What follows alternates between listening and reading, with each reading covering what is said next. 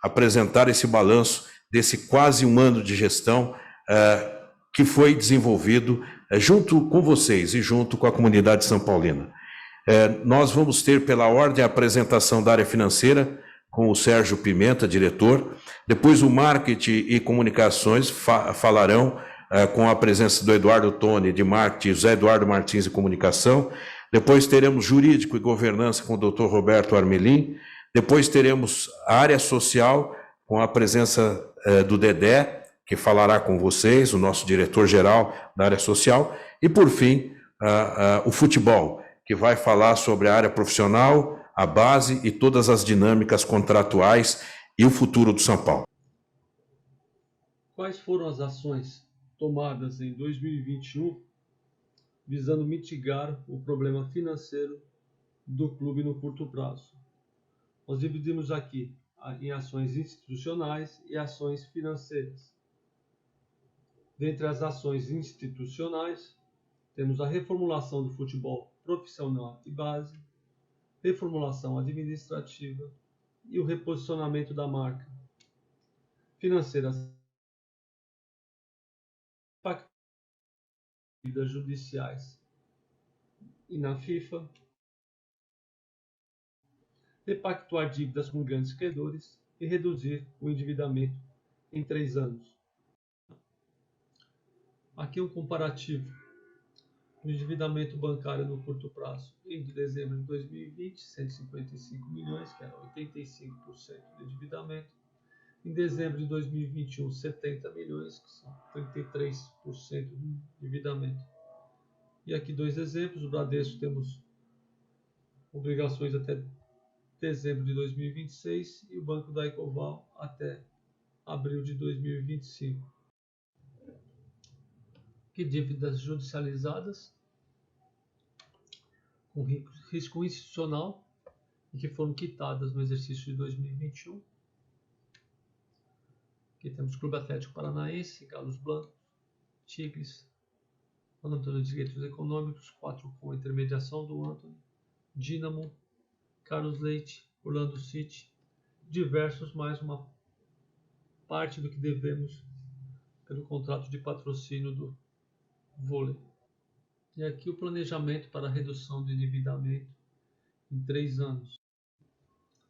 Aqui um pouco da estratégia para reduzirmos o endividamento em 3 anos.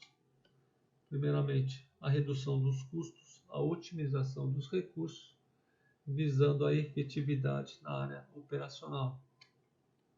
Passar maior credibilidade, e aqui a adoção do pitch é muito importante nesse sentido. O reposicionamento da marca, a reestruturação do clube como um todo, a continuidade das parcerias com credores, torcedores e investidores, visando aqui uma maior performance e desta forma auferindo maior volume de recursos. Dando continuidade à apresentação, vamos falar agora um pouquinho das ações realizadas pela Diretoria de Marketing e Diretoria de Comunicação em 2021 e projetar algumas das ações para 2022. Dos grandes pontos importantes, os pontos mais importantes, a gente começa falando um pouquinho de patrocínios. Qual foi o cenário que nós encontramos quando aqui chegamos em janeiro de 21? São Paulo com uma defasagem muito grande dos seus valores de patrocínio. Então, o que nós fizemos? Tomamos algumas medidas sempre lideradas pelo presidente Júlio Casares. A primeira delas era ter paciência. Nós tínhamos um cenário de necessidade de DICAT, necessidade de dinheiro, algumas ofertas de patrocínio, mas com valores muito aquém do que o São Paulo tinha como objetivo, muito aquém do que o São Paulo merece como marca, como clube, como instituição. Então a primeira ação foi ter paciência. E aí começamos a fazer uma análise de mercado, entender quais são os segmentos que estão envolvidos no futebol, tanto no Brasil como globalmente, começar a entender quais são as oportunidades que se apresentavam para nós. Isso fez com que nós tivéssemos fizéssemos uma abertura à nova economia. Essa abertura à nova economia traz ao São Paulo novos players, novos segmentos, uma digitalização, vamos assim dizer, dos nossos novos parceiros. Além disso, abrimos também a oportunidade de negócios pontuais. Fizemos ações pontuais com grandes marcas, com multinacionais, em finais de campeonato, em jogos importantes da Libertadores, que fez com que o mercado voltasse a enxergar o São Paulo com todo o potencial que ele tinha. Criamos e retomamos novas propriedades que o São Paulo outrora já usava e passou e deixou de usar, e buscamos patrocínio de longo prazo. Tínhamos oportunidades de patrocínios para o Campeonato Paulista, para fases de grupo da Libertadores, mas pensamos em fazer patrocínio a longo prazo.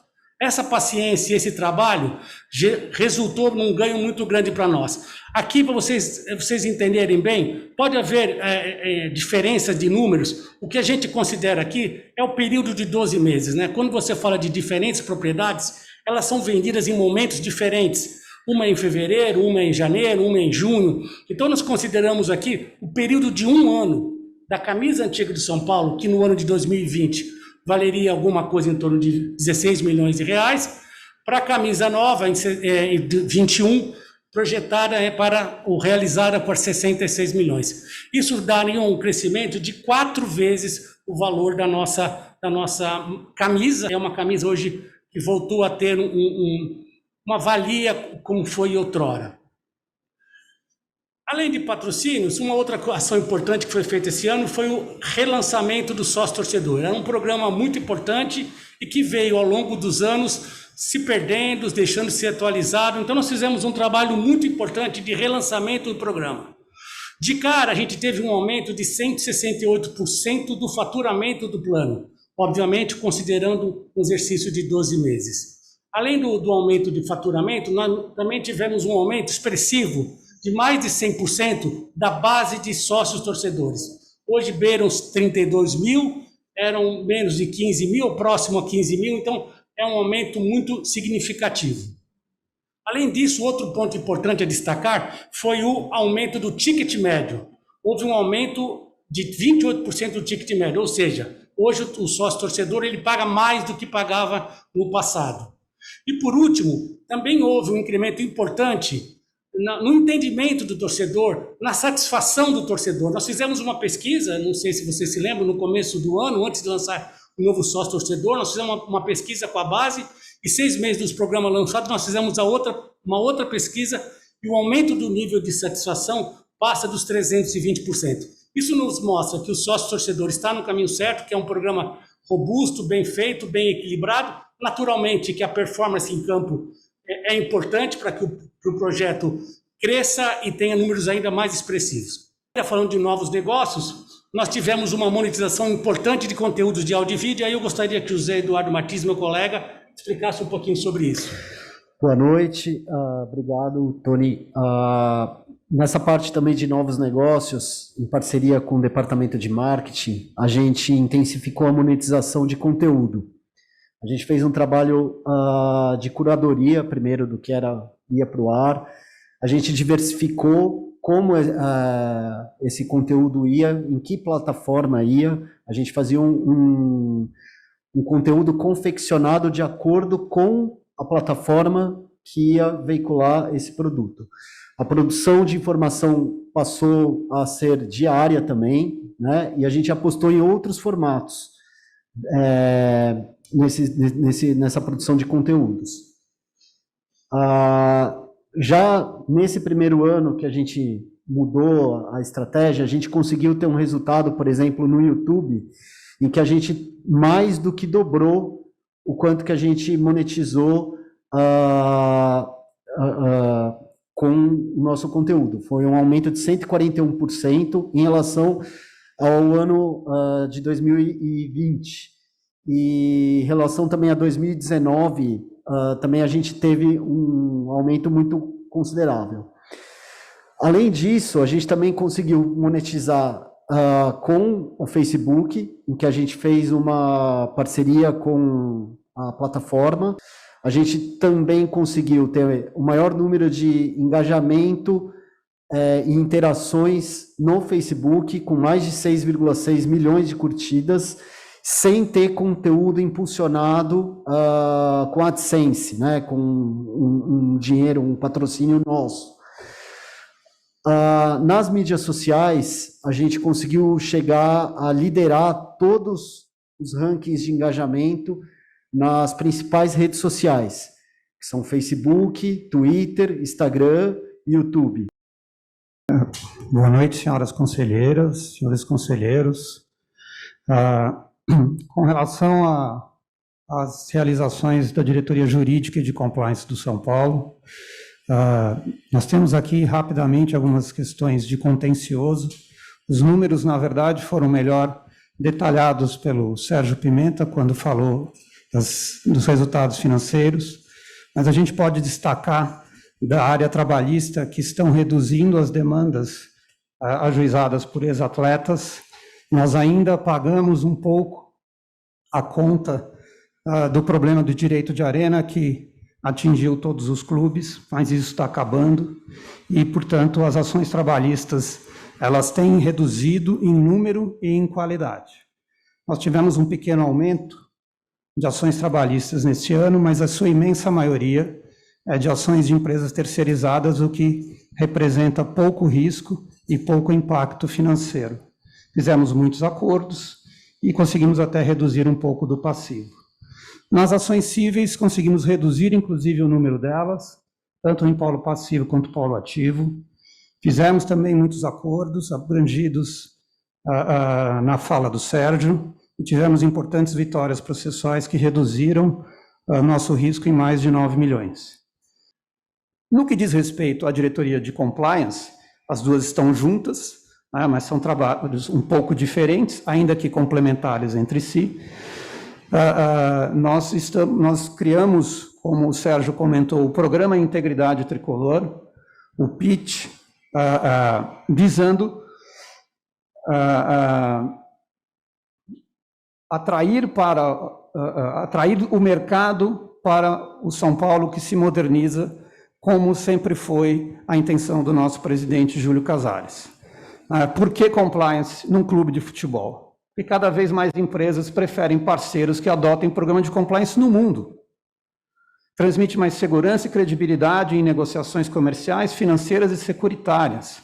Orienta os colaboradores como se conduzir e reduz riscos, e também, portanto, a ocorrência de prejuízos financeiros e reputacionais. Desta forma, vamos atrair parceiros comerciais de qualidade para relacionamentos duradouros e estáveis. Alguns contratos que o Tony negociou neste ano tiveram as perguntas: vocês têm compliance? Vocês têm políticas anticorrupção? Sim, nós temos. Isso ajuda na negociação. Isso também vai melhorar os resultados operacionais em todos os níveis, vai melhorar a produtividade e performance de colaboradores, fortalecer a sustentabilidade do nosso negócio a médio e longo prazo e vai evitar danos reputacionais e econômicos. Bom, então vou falar um pouquinho agora sobre a minha área, a área social. São quase 20 mil pessoas, entre associados e titulares e dependentes. Então vamos lá. A gente não faz nada na social, nada, absolutamente nada, sem falar com o Serginho do financeiro. Se dá para fazer, como a gente pode fazer e quais os recursos que a gente precisa para poder desenvolver as nossas ideias dentro da social. Isso foi um pedido do nosso presidente Júlio Casares, para a gente ficar sempre sintonizado com a gestão financeira, para que a gente não gaste, num momento desse, nada que não seja necessário.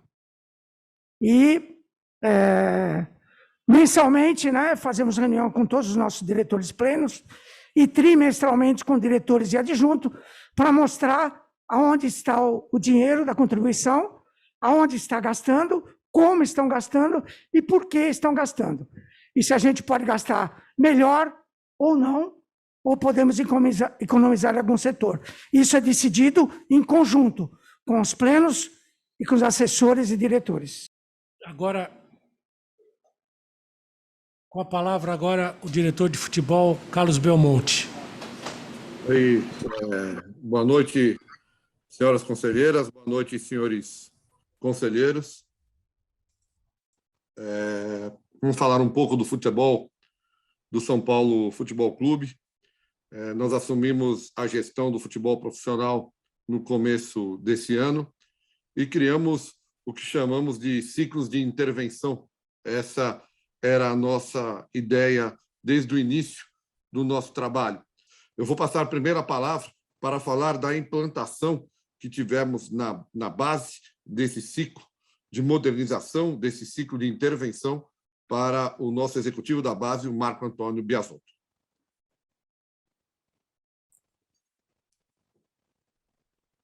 A gente se preocupou muito em criar e implantar uma filosofia nas categorias de base, que fosse permeada pela melhoria na prospecção de atletas, aproveitamento da iniciação esportiva, que são as nossas escolinhas, o nosso futsal, que a gente tem muitos garotos oriundos desses lugares, desenvolvimento esportivo adequado de acordo com as faixas etárias, transições intercategorias com KPIs, né, com indicadores de desempenho. Então, nós criamos e desenvolvemos aqui internamente esses indicadores. Melhoria individual no nível dos nossos atletas, através desse plano de desenvolvimento individual. Hoje, além de treinar o sistêmico, os meninos estão treinando o analítico nos horários que são possíveis, fora do horário escolar. Valorização dos nossos ativos em convocações. Vocês vão ver mais à frente que nós tivemos muitas convocações para todas as categorias, fruto de um trabalho bem feito de nossos treinadores e de nossas comissões. Transições para a equipe principal, isso vem acontecendo periodicamente, alguns já ficaram lá de forma fixa, outros vão praticamente toda semana, 2 a 3 atletas vão treinar com a equipe principal, e isso para a gente é fundamental. Isso foi oriundo de uma conversa no início do ano, minha, do Belmonte, do próprio Muricy, do Rui, para facilitar essas transições, né? E com isso a gente vai ter, eu acredito que num curto espaço de tempo, resultados e retorno desses investimentos. Dentro das competições que nós disputamos este ano, nós tivemos aí praticamente 12 competições. Desportivamente, nós tivemos 3 títulos, 3 vice-campeonatos e 3 semifinais, terminando em 3º colocado. A nossa sub-20 chegou no final do Brasileiro, né, e foi eliminada no Paulista, na teoria, com um time um pouco mais novo, que são aqueles garotos que a gente coloca para rodar exatamente nessa competição para ganhar minutagem. A categoria sub-17 foi campeã da Copa do Brasil, versão 2021, né, que terminou só em 21. Ela foi 3º lugar no Brasileiro e campeão da Supercopa. Em 2021, vice-campeão da Copa do Brasil, 3º lugar no Brasileiro e 3º lugar no Paulista. Vamos partir, então, para a nossa avaliação do que foi esse ano de 2021. Nós chegamos aqui com metas muito claras de retomada de protagonismo do futebol, do São Paulo Futebol Clube. E o primeiro projeto, o primeiro desafio que sempre foi pauta das nossas conversas e quase que uma diretriz fundamental da nossa diretoria de futebol, do caso Belmonte, que nós pudéssemos retomar o caminho de conquistas do São Paulo. E envidamos todos os esforços para que isso acontecesse já no primeiro trimestre. Encontramos uma situação bastante inusual no futebol mundial, diria, porque por conta da pandemia nós encontramos uma temporada que entrava na outra, e isso fez com que nós nos deparássemos com atletas que estavam esgotados física e emocionalmente de uma forma muito clara. E era desses atletas que nós precisávamos mobilizar, com esses atletas que nós tínhamos que buscar a conquista do primeiro título da nossa gestão. Esse é um item importante, se fala muito em vendas e se fala muito em intervenções de valorização de ativos em um momento em que o futebol perdeu muito dinheiro com a pandemia. Logo que chegamos, encontramos um cenário de jogadores muito talentosos, jovens, e aí começa o primeiro movimento de integração absoluta que existe hoje entre Cotia e Barra Funda. E esses jovens ilustram muito bem, obviamente que o Léo não estaria nesse contexto, mas nós começamos o nosso processo de integração por aí, identificando os talentos de Cotia, aqueles que já estavam no futebol profissional, aqueles que tinham pouca minutagem, e por uma diretriz muito clara, começamos a fazer intervenções contratuais. Todos esses atletas tiveram seus contratos renovados neste ano, todos com um patamar salarial muito semelhante, todos estruturados em contratos que têm meritocracia, que têm cláusulas muito claras. Nós não temos contratos com vários desdobramentos econômicos ou vários desdobramentos remuneratórios. Isso facilita muito a compreensão do nosso centro de custo, facilita muito a compreensão do que tem que ser provisionado, e esses atletas são um exemplo. Obviamente que o Léo, pela idade, por tempo de casa também, se transformou em ativos que são muito significativos. Ou seja, o São Paulo, nesse período de gestão, fez vendas sim, isso é outra informação que às vezes é distorcida, mas mais do que vendas, o São Paulo proporcionou, a partir de processos de gestão bastante claros, específicos e precisos, criou ativos que, como vocês verão, são hoje uma realidade indiscutível. Em números globais, depois a gente pode até abrir isso num segundo momento, uma outra reunião. Isso também se falou muito na mídia, nas redes sociais. O São Paulo fez, como eu disse, e como foi uma diretriz que o Belmonte nos estabeleceu desde o início, o presidente também, o São Paulo renovou parte do seu elenco, aprimorou ativos e sem deixar de respeitar os orçamentos. Ou seja, se fala muito que nós ensejamos um comprometimento maior de folha, e não são esses os números. Nós temos uma redução global, comparando o ano de 2020 com o de 2021, de 18%, e essa é uma marca que, evidentemente, ainda está menor do que nós buscamos, mas ela é significativa. Em termos de minutagem, que é um dado importante, e aí se tem muito claro por que os nossos atletas da base se valorizaram muito, e aqui eu faço um registro importante. Nesse aspecto, há vários aspectos a se destacar, mas nesse aspecto especificamente, o trabalho do nosso coordenador técnico, Muricy Ramalho, foi fundamental. O Muricy, desde que iniciamos os trabalhos, tem sido elo entre Barra Funda e Cotia. Essa é uma obsessão do nosso diretor de futebol, Carlos Belmonte, de que nós trabalhemos como se fôssemos e como somos o mesmo clube, né? Então, eu tenho uma integração absoluta com o meu colega Biasotto. Nós, desde o início do ano, fizemos movimentos compartilhados. Nós temos hoje absoluta sintonia e controle do que acontece lá e do que acontece aqui, sem que nenhum dos dois interfira no trabalho do outro. E aí estão os resultados de forma muito clara, né? Nós fizemos um comparativo de minutagem de atletas no ano passado e as minutagens dessa temporada, né? Alguns deles, obviamente, vinham sendo mais utilizados, mas percebam, os senhores e as senhoras, de que há uma diferença gritante entre o número de minutos de atletas formados em Cotia no ano de 2020 e 2021. E isso não é coincidência, é por aí que começa, portanto, a valorização desses atletas, a sua potencialização como ativos, e via de consequência um ganho técnico e financeiro no futuro próximo, que vai ser absolutamente claro e também indiscutível. Adiante, por favor.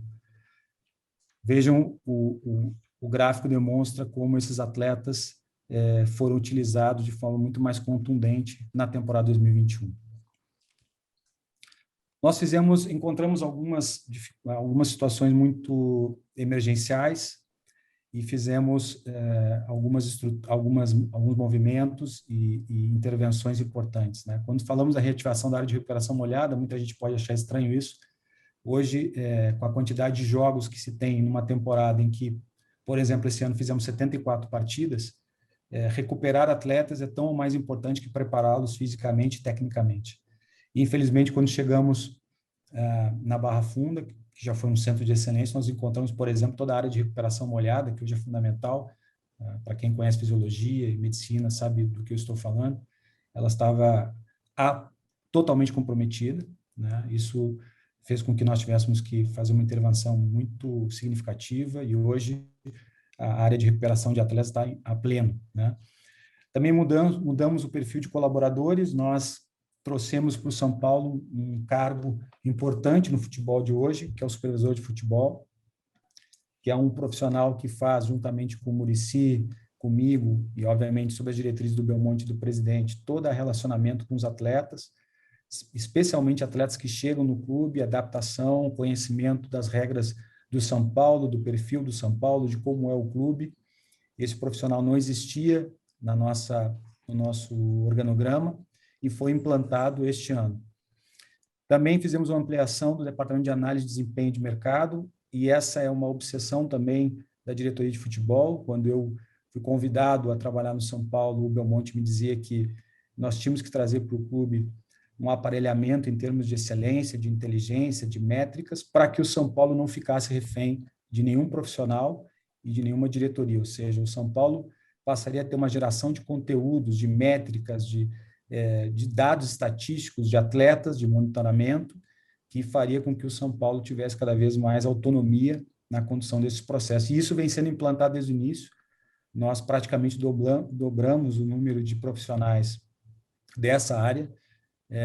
Há uma intenção de aprimorar esse departamento cada vez mais, e isso tem sido feito de forma muito contundente, muito explícita.